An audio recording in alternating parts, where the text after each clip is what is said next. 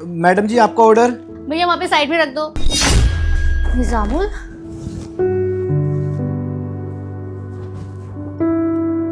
भैया कितने पैसे हो गए? 500 रुपये मैडम जी। 1 मिनट, अभी देती हूँ।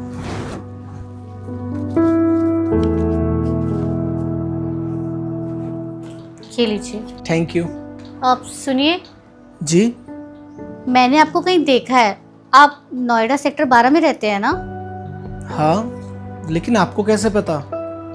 एक्चुअली वो आपकी वाइफ है ना जोया, वो मेरी बहुत अच्छी दोस्त थी, इसलिए मैंने आपको कहीं देखा है। अच्छा, आप मेरी वाइफ की दोस्त थी। बुरा ना माने तो आपसे एक बात पूछूं? आपका पहले इतना अच्छा बिजनेस था, 4-5 फैक्ट्रियां थी, फिर ये अचानक से डिलीवरी बॉय की जॉब, ऐसा क्यों? एक्चुअली मेरी कंपनी में ना आग लग गई और मेरा काफ़ी सारा नुकसान हो गया, और नुकसान की भरपाई करने के लिए कुछ ना कुछ तो करना ही पड़ता।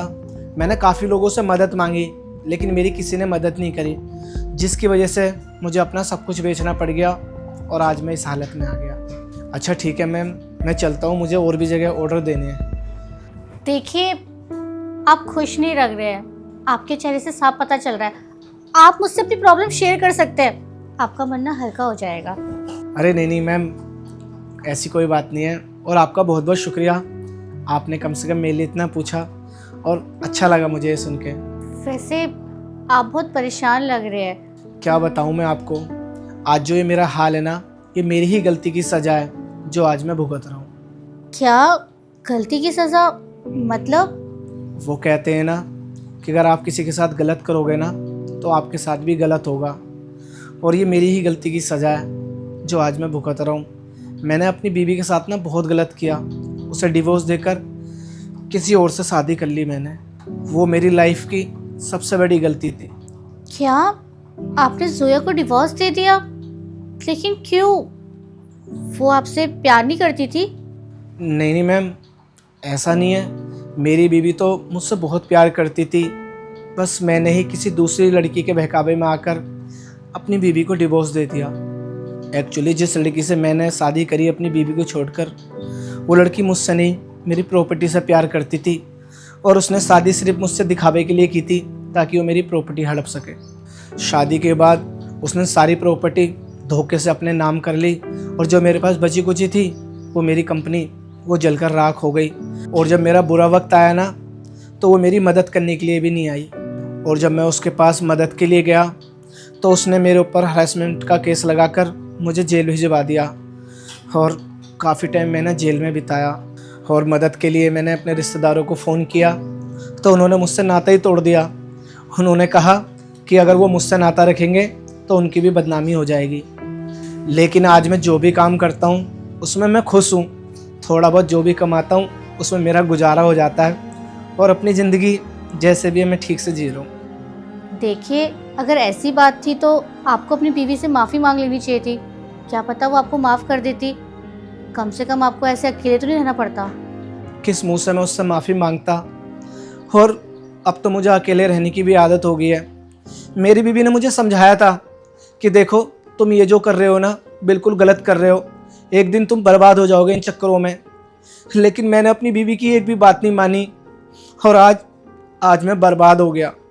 और सच बताऊँ ना आपको, तो मैंने ना अपने हाथों से अपनी हंसती खेलती ज़िंदगी बर्बाद कर दी। अब आप ही बताओ किस मुंह से जाऊँ मैं अपनी एक्स वाइफ के पास। वैसे अगर आपको वो कहीं मिल जाए तो आप क्या करेंगे? अगर वो मुझे कहीं मिल जाए ना तो उसके पैरों में गिर के मैं उससे माफ़ी मांग लूँगा।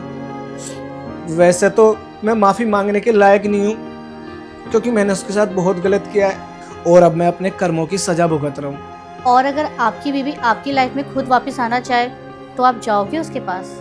लेकिन ये सब ना सोचने में अच्छा लगता है, और अब तो हमारे डिवोर्स को 3 साल भी हो चुके हैं। अब तो उसने दूसरी शादी कर ली होगी और वो अपनी ज़िंदगी खुशी खुशी जी रही होगी, और वो अब मेरे पास वापस क्यों आना चाहेगी? वो तो अब मेरे से नफरत करती होगी। आप बिल्कुल गलत कह रहे हैं, नफरत कभी कभी प्यार में बदल जाती है। जोया तुम? हाँ, मैं निजामुल। दुनिया कितनी छोटी है ना, देखो आज किस्मत ने हमें फिर मिला दिया। जोया मुझे माफ़ कर देना।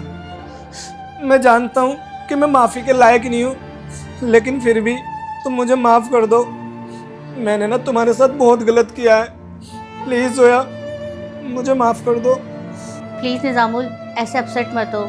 मैं तुम्हें माफ़ कर दूंगी, लेकिन मेरी एक शर्त है। जोया, मैं तुम्हारी सारी शर्तें मानने के लिए तैयार हूँ यार। बस तुम मुझे बताओ, मुझे क्या करना होगा। मेरी ये शर्त है कि तुम्हें मुझसे दोबारा शादी करनी होगी और इसी घर में मेरे साथ रहना होगा। क्या?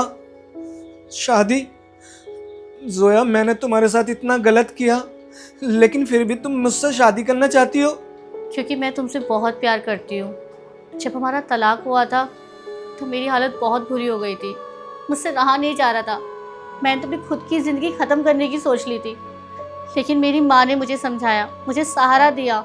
अगर आज मैं ज़िंदा हूँ ना, तो अपनी माँ की वजह से हो। उन्होंने मुझे संभाला, समझाया, और उनको पता था कि एक ना एक दिन तुम मुझे ज़रूर मिलोगे, क्योंकि कहीं ना कहीं तो सब कुछ होने के बाद भी मैं आपका इंतज़ार करती रही। देखो, आज तुम मुझे मिल गए, तो बताओ, क्या तुम मुझसे शादी करोगे? हाँ, करूँगा मैं तुमसे शादी, और सिर्फ इस जन्म में नहीं, हर जन्म में मैं सिर्फ तुमसे ही शादी करना चाहूँगा, क्योंकि ऐसी बीवी ना किस्मत वालों को ही मिलती है।